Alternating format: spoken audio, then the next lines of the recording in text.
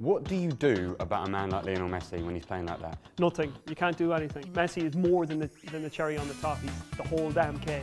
The issue is that they didn't get the away goal, and I think that will be ultimately what will come back and bite them, because at some point Barcelona will get a chance. They shouldn't have thrown caution to the wind. Alisson was dead right to tell Klopp, I'm not going forward for the corner kicks. I was screaming at the TV when that happened, when that corner came up, and saying, "Go forward, Alisson, go up." You think back to last season, Liverpool scored 3.5 against Manchester City at Anfield. They scored 5 in an hour against Roma. Never say never with Liverpool, and Anfield's a funny sort of place where strange things can happen. Hello and welcome to Goals Preview Show. I'm Jay Legate and we're halfway through the Champions League semi-finals, and today attention turns to the second leg between Liverpool and Barcelona. To help me look ahead to the second leg and probably wax lyrical about Lionel Messi, we are joined by our chief correspondent, Peter Staunton. Hello there. Hello, Jay. How are you? I'm good, thank you. And Neil Jones, welcome back. Thank you very much. Thanks for having me. How you feeling? Tired after the first leg, and all the applause I have to give Lionel Messi. You have to. Do you feel like you have to? I mean, he was incredible, wasn't he? How could you not? How could you not after that? I mean, it just a bit special, wasn't it? What's the feeling like amongst Liverpool fans at the moment? I mean, is there some hope for the second leg? There's always hope with Liverpool. I mean, they've been 3-0 down in Champions League games before, famously, of course. But I think the feeling coming away was that it would probably even top Istanbul in terms of an achievement as a comeback. But it's never say never with Liverpool, and Anfield's a funny sort of place where strange things can happen. Get the first goal in the second leg, and we'll see where we go from there. A little bit of magic. What do you do about a man like Lionel Messi when he's playing like that? Nothing. You can't do anything. Liverpool, for his 70-75 minutes, they did everything they could do against Lionel Messi, which was trying to funnel him into areas where he's going to get marked by 3, 4, 5 people at a time. And it worked, because Messi gave the ball away a lot during the first 65-70 minutes. He was shouting at his own teammates. He was pretty upset with himself with his own performance, and it was Messi as we don't usually see him. It was Messi with stuff not working for him. But it doesn't take much for Messi to turn things around. You know, that little burst of acceleration, that run ghost in the wrong side of Van Dijk, and all of a sudden he's in the game. And then the free kick, what can you say? I mean, you can have a plan for Barcelona, you can have a plan for Lionel Messi, but very often it doesn't matter. I think Liverpool did better than any other away team I've seen at Camp Nou this season. But still, Messi is more than the cherry on the top. He's the whole damn cake. Once the free kick is given, you've got to stand on the spot where the free kick was given, because they gave him the opportunity to put the ball exactly where he wanted to put it. And just the way he kicks that ball into the top corner is just, I mean, he must do that 100 times a week at training, and Alisson has no chance. Looking at the first 20 minutes, the first half hour, say, Liverpool started pretty well, wouldn't you say? Yeah, absolutely. It was a surprise team selection. I mean, Gini Wijnaldum playing sort of false 9, sort of a defensive number 10, if you like, between those two roles, and I don't think a lot of people saw that coming. When the team sheet came, everyone was sort of wondering whether it'd be 3 at the back, or whether it'd be a diamond in midfield, or it would be sort of Mane playing and Keita from the left potentially. But it worked okay. Liverpool got the ball into some good positions. They didn't always have the quality at the end. And I mean, if you think back, there was a moment where Messi was appealing for a penalty against Matip, and then the seconds later Salah was running through the middle of the pitch, and you think, oh wow, this is going to be some counter-attack, and he doesn't pick the right pass. And that was sort of how it was for Liverpool in the first half. They had real good situations, they had real good possession of the ball, and men in good areas, but they couldn't take advantage of it. And I think they'll look back on it, you know, as much as he did play well, and I think Klopp said himself after the game, he said, you know, we can take a lot of pride from the performance. I think they'll also look back and say they really could have got a little bit more out of that, and they had ample opportunity, I thought, to get 1, 2, maybe even more away goals. Were you a little bit surprised that he stuck with Wijnaldum playing in that false 9 position for so long in the game? Possibly, maybe I would have brought Firmino on earlier, or would have expected him, but Firmino, he's had a muscle injury, and Klopp says all the time, really, basically, Milner, Henderson, Firmino, if any of those have got an injury, and say they've got an injury, then it must be something bad. And you know, to keep him out of starting in the new camp, it must have been bad, because you know he's so integral to what Liverpool tried to achieve. I thought Wijnaldum did a bit better in the second half. He connected the play a little bit. I think he put one out for Milner, which Ter Stegen saved. He could have done a bit better with one that was played back to him from Henderson. He just took a heavy touch. So he was involved in the game, but yeah, possibly you think of Firmino coming on, say 60-65 at 1-0, you might have thought there was a chance, but you don't know. The fitness situation might have dictated that he could only do 15 or less.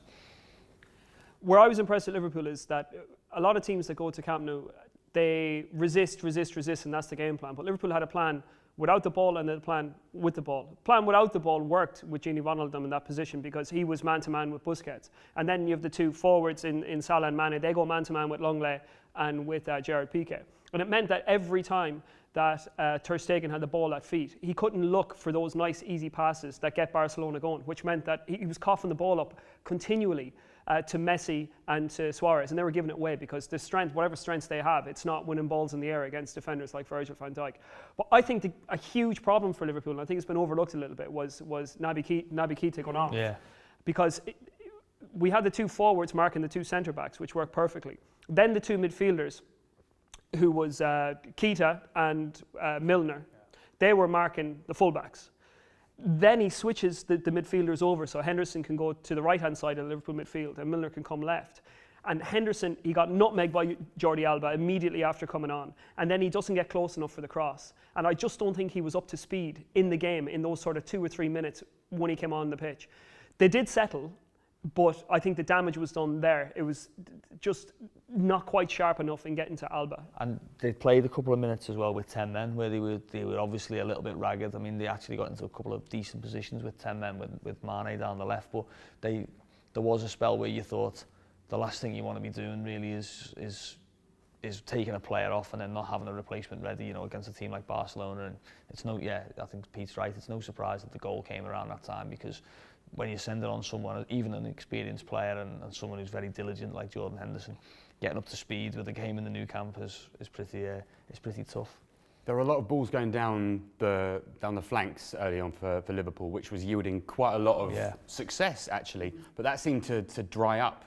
Well, Joe Gomez was playing at right back, which didn't help that situation in terms of the right hand side. Salah he got loads of joy out of Alba and Longley in the first half. I think he got Longley booked, didn't he? When he did, just rugby tackled him pretty much. But Joe Gomez was selected, I'm guessing, for his defensive qualities and the fact that he's a little bit more solid and physically robust than Trent Alexander-Arnold. But the offshot is that they were able to get less or fewer crosses into the box of quality, and I think Alexander-Arnold would have provided a lot more, albeit he might well have cost you a little bit the other way. Where I was very impressed with Liverpool was down the left-hand side of their attack through Mane and Robertson. And the ultimate compliment was paid by Ernesto Valverde when he replaced Philip Coutinho with Nelson Semedo and tightened up on that side. And like I said, the plan without the ball was to stop Barcelona playing from their own half, and the plan with the ball was as quick as you can, get it to Robertson, get it to Mane, and see what you can get in terms of pullbacks down the sides. And Liverpool did perfect. They played a perfect game. But at this level, and I know it might sound like a cliche, at this level, if you're not sticking away at least one of those three, I'm talking about three of the best chances that away teams have created in Camp Nou this season, you have got to be able to take those chances when they come around. And that was a classic case of, this is the only fault I would pick with Jurgen Klopp from the other night. It's a classic case of a manager not playing two legs. It's a manager playing one leg. I mean, after seeing your team go toe-to-toe and compete so well, you know, for sort of 85 minutes, why throw caution to the wind and risk going out of the tie altogether? It's only half time. And for me, you know, take Lionel Messi out of the equation, which I mean is a crazy thing to say, but take him out of the equation, Liverpool were the better team. And Klopp has got to believe that his team are capable of coming back and doing to Barcelona what Barcelona did to them, and that's scoring 3 unanswered goals, because the quality is within the team. Whether the belief is there, I'm not so sure, but they shouldn't have thrown caution to the wind. Alisson was dead right to tell Klopp, I'm not going forward for the corner kicks. And they needed to preserve the 3-goal deficit, as it were, for as long as possible. I was screaming at the TV when that happened, when that corner came up, and saying, go forward, Alisson, go up. But no, obviously, he was clearly a lot more measured than I would have been in that situation. You think back to last season, Liverpool scored 3.5 against Manchester City at Anfield. They scored 5 in an hour against Roma. They scored 5 away from home at Porto. They scored 3 in Munich. They are capable of scoring 3 times against Barcelona, because they've got the firepower to do it. The issue is that they didn't get the away goal, and I think that will be ultimately what will come back and bite them, because at some point Barcelona will get a chance. Thinking about it in general though, you think about like the biggest Champions League comebacks ever, The first one that springs to mind, PSG, also featuring Barcelona. Then you also got Liverpool, the one against AC Milan. Deportivo La Coruña over 2 legs against AC Milan as well. Yeah, that just ruined what I was about to say. But I was about to say, look, Liverpool and Barcelona feature heavily in comebacks throughout sort of Champions League history. So hopefully, I mean, obviously, in the grand scheme of things, that doesn't necessarily mean anything, but it could. It could also, the fact that it happened to Barcelona last season could also be, I don't think there would be any chance of them taking it lightly, but there is even less chance of them doing it this season, because if it's fresh in the mind of Messi and Rakitic and Suarez and whoever else, then they will be guarded against making the same mistakes, albeit sometimes an atmosphere can take a game away from a team. I think Barcelona should be experienced enough to handle it, but you just never know. If Anfield's rocking, strange things happen. You can get an early red card, you can get a penalty, anything can happen in a game of football. What you have to remember is cast your mind back to August, and it was the Gamper Trophy when Barcelona played against Boca Juniors, and Lionel Messi gives his first ever captain speech in front of the Camp Nou. And Lionel Messi, if you've ever heard him give an interview, he doesn't give much away. This speech, he said, the signings are good, we're excited about the season ahead, we had a good season last year when we won the double, but there was a big but in that speech. And he pretty much said that Barcelona let themselves down in the Champions League. And he said, I will do, and we will do all we can to bring that beautiful trophy back here to Camp Nou. This is a revenge mission for Messi. What happened against Roma last year was intolerable for a club like Barcelona. There's no way, with all due respect, a club like Roma should be putting them out over 2 legs like that. They've had to watch Real Madrid cart off 4 of the last Champions Leagues. Messi has watched sort of his late 20s into his early 30s disintegrate without a European title because Real Madrid have just come over the horizon and swept all before them. And I think he sees it as his destiny this season to get it done, and you can see that by the way he's playing. So where is the weakness in this Barcelona team? Wherever the weakness is, they cover it very well, and they generally do that by getting the ball to Lionel Messi as and when they can. In terms of Champions League vintage, if you compare them to the other treble-winning teams, man for man, I don't think it's as good a team, but they're more pragmatic, and I think Valverde doesn't buy into that sort of philosophy as much. I think he's willing to win games on his own terms. He's not sending them out like Johan Cruyff would send them out, sort of to play the beautiful football and to make sure that they're winning in his style. I mean, to go 4-4-2 at home with Arturo Vidal in the team instead of Artur and allow Liverpool to have more of the possession tells you where Barcelona are this season. They're more of a shape-shifting sort of team, willing to do what is necessary. They're not there to impose themselves sort of in a philosophical sense like the Guardiola teams were. There's more of that sort of a collective identity. And they do for Lionel Messi what the Argentina team should have been doing for the last 10 years. They get compact, they make sure they don't concede, and they give him a platform and a freedom in the areas that he needs to perform. This team is all about Messi. It's the only thing that separates this Barcelona team from every other team in the competition. So looking at the second leg, you mentioned earlier on about Joe Gomez being given the nod ahead of Trent Alexander-Arnold. Do you see that happening for the second leg as well? No, I don't. Purely because of the delivery of Alexander-Arnold and the fact that it could come down to, can he put a decent free kick into the penalty area? Can he put a few corners in? He will get into advanced positions. Liverpool's fullbacks always get into advanced positions, and I think they need to have the ability to make Barcelona think about what's going to come into their penalty area. And unfortunately, Joe Gomez, fantastic young talent, and he's had a really good first half of the season at centre back. He didn't look capable of worrying Barcelona from that area, and I think it'll be Trent back in at right back. What do we think is going to happen? I mean, it looks pretty nailed on. How are Liverpool going to be able to approach this game to get to the final? I think the look of the draw hasn't helped Liverpool. I'll just put it that way. I know they're playing Barcelona, but I think Liverpool are one of the few teams in this competition who would actually prefer to play the second leg away from home, because when teams have to then, if they keep it tight in the first leg and then teams have to come on to them away from home, they can use that space and exploit them on the break. Mane, Salah, Firmino. Like Bayern. Bayern, exactly like the Bayern game. So I think they've been kind of undone a little bit by the fact they have to now come back with their own fans behind them and try and do something against Barcelona. And like we said, that Barcelona team will be content to sit in and see what they can do on the break. So it'll be up to Liverpool. They'll have a lot of the ball. I'm sure they'll have more of the ball in Anfield than they did in Camp Nou, and they had more of the ball than Barcelona did in Camp Nou. I was surprised you said that, actually, because I would have thought that even though Barcelona are coming away from home and they playing against most teams, they'll dictate possession. Yeah. And Liverpool do enjoy playing on the counter-attack. Yeah. Do you agree with Pete, with what he just said? Yeah, Barcelona have got the lead to defend, so they don't. I mean, I expect them to play relatively conservatively in the sense of I don't expect them to be. I don't expect Coutinho to play for the start. I think the reaction he got from his own fans was pretty brutal. I don't think he was that bad from what I saw of him. He gave a couple of passes away early in the second half and was just taken straight off. I think it was before the hour, wasn't it? It was.